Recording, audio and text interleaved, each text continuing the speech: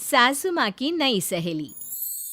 प्रिया kitchen में चाय बना रही होती है और सुमन ड्राइंग रूम में बैठकर मजे से टीवी देख रही होती है। तभी दरवाजे की घंटी बजती है। प्रिया, जरा देखना तो कौन आया है। देखती हूँ मम्मी जी। प्रिया दरवाजा खोलती है तो सामने पड़ोस वाली विमला आंटी खड़ी होती है। नमस्ते आंटी जी, कैसी हैं आप? मैं तो बिल्कुल ठीक हूँ बेटा, पर तेरी सास को क्या हुआ है? आजकल कहीं दिखती ही नहीं है। जब देखो तब टीवी के आगे जमी रहती है। अंदर तो आइए आंटी। अरे ओ दीपक की अम्मा, कहाँ हो? अरे बिमला, आओ आओ, क्या बात है, बड़े दिन बाद याद आई तुम्हें मेरी। मैं तो हमेशा ही तुम्हें याद करती हूँ, पर तुम ही गायब रहती हो और आजकल तो बाहर भी नहीं आती जाती। तबीयत तो ठीक है ना तुम्हारी? अरे तबीयत को क्या होना है, इस उम्र में तो कुछ ना कुछ लगा ही रहता है। मेरी छोड़ो, तुम ये बताओ कि क्या चल रहा है गली मोहल्ले में। तुम गली मोहल्ले की छोड़ो, चल तो तुम्हारे पड़ोस में रहा है। तुम्हारी नई सहेली आई है। मेरी कौन सी नई सहेली? मैं तो यहाँ बस तुमसे बातचीत कर लेती हूँ या फिर बाजू वाली शर्मा की बहू से दो चार बातें कर लेती हूँ। इसीलिए तो कहा कि तेरी नई सहेली आई है। अब कोई पड़ोस में आया है तो बात तो होनी ही है। कम से कम इसी बहाने हमारा भी एक ग्रुप बन जाएगा। फिर सब मिलकर अपनी बहुओं की शिकायतें किया करेंगे। दोनों हंसने लगते हैं। तभी प्रिया चाय लेकर आती है और सामने टेबल पर रख देती है। दोनों चाय पीती हैं और बातें करते हैं। चलो मैं चलती हूँ, अब कल मिलते हैं। राम राम। अगले दिन प्रिया किचन में कुछ काम कर रही होती है और सुमन आराम से सोफे पर बैठकर मटर छिल रही होती है। तभी डोरबेल बजती है। प्रिया दरवाजा खोलती है तो सामने उनकी नई पड़ोसन खड़ी होती है। जी, आप कौन? मैंने पहचाना नहीं। नमस्ते बेटा, मैं शारदा, आपके बगल वाले घर में अभी 2-4 दिन पहले ही शिफ्ट हुए हैं। ओह अच्छा। नमस्ते आंटी, अंदर आइए ना आप। देखिए तो मम्मी जी, आज कौन आया है। इतना कहकर प्रिया किचन में चाय बनाने चली जाती है। नई पड़ोसन को घर पे देखकर सुमन थोड़ा हैरान हो जाती है। नमस्ते बहन जी, मैं शारदा, आपकी नई पड़ोसन। अच्छा, आप हैं हमारी नई पड़ोसन। आइए आइए, और बताइए कैसी हैं आप? जी बिल्कुल ठीक हूँ। वो दरअसल घर पर छोटी सी पूजा रखवाई थी, बस उसी का प्रसाद देने चली आई।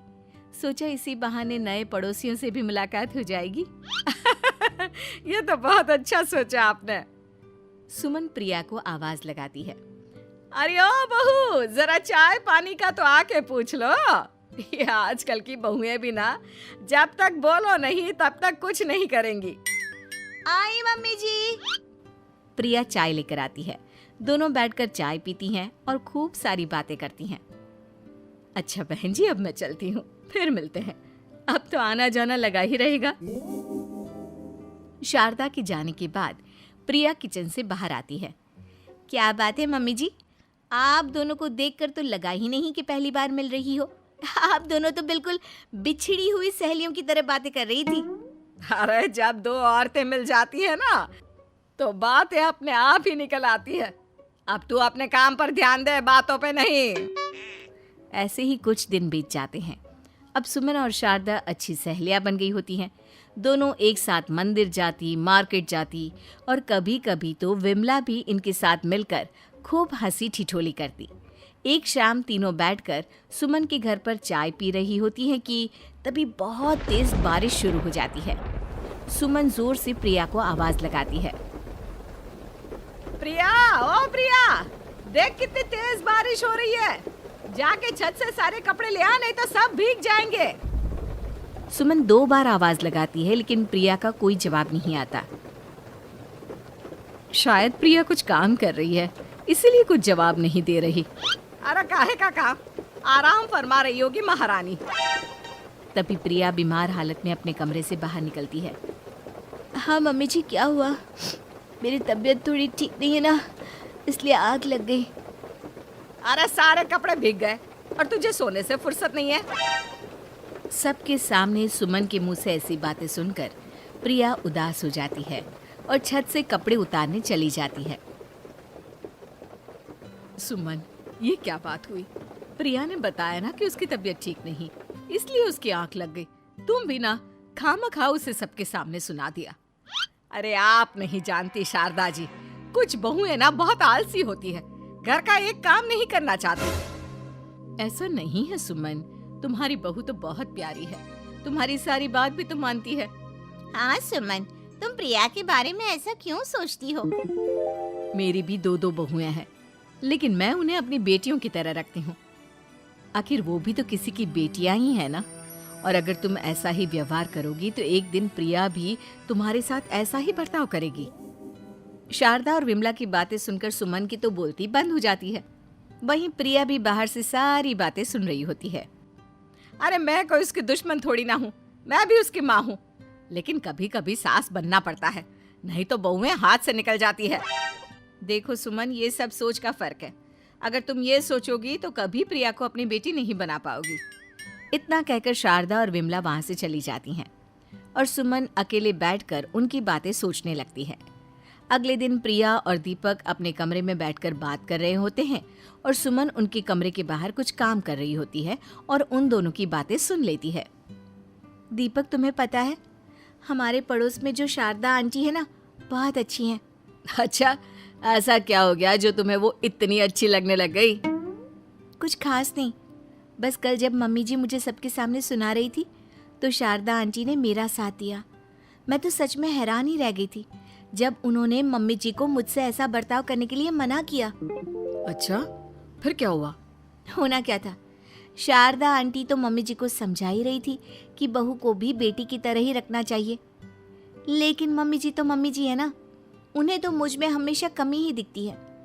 काश मुझे भी शारदा आंटी जैसी सास मिली होती जो मुझे भी अपनी बेटी जैसी समझती। सुमन ये सब सुनकर बहुत उदास हो जाती है और वहां से चली जाती है। प्रिया की बातें सुमन के कानों में बार बार गूंज रही थी। उसे बहुत शर्मिंदगी महसूस हो रही थी कि उसने प्रिया के साथ बहुत गलत किया है।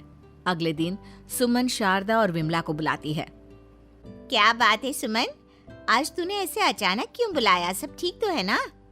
हाँ, सब ठीक है, तुम दोनों बैठो तो सही। तब तक दीपक और उसके पापा भी आ जाते हैं। प्रिया, तुम भी आ जाओ। क्या हुआ मम्मी जी, आपने बुलाया? हाँ प्रिया बेटा, मैं आज सबके सामने तुमसे माफी मांगना चाहती हूँ। मैंने आज तक तुम्हारे साथ बहुत बुरा व्यवहार किया है, लेकिन तुमने कभी भी मेरे साथ बुरा बर्ताव नहीं किया। मुझे अपनी गलती का एहसास हो गया है, हो सके तो मुझे माफ कर देना। प्रिया अपनी सास की बातें सुनकर हैरान हो जाती है। उसकी आंखों में आंसू आ जाते हैं। प्लीज मम्मी जी, आप मुझसे माफी मत मांगिए, मैं भी आपकी बेटी ही हूँ। वैसे एक थैंक यू तो मेरी नई सहेली को भी बनता है, जिसकी वजह से मुझे मेरी गलती का एहसास हुआ। शारदा बहन, आपका बहुत बहुत शुक्रिया जो आपने मेरी आंखें खोल दी। अरे क्या सुमन, तुम भी ना। तो फिर इसी बात पर चाय और पकोड़े हो जाए। हाँ, क्यों नहीं।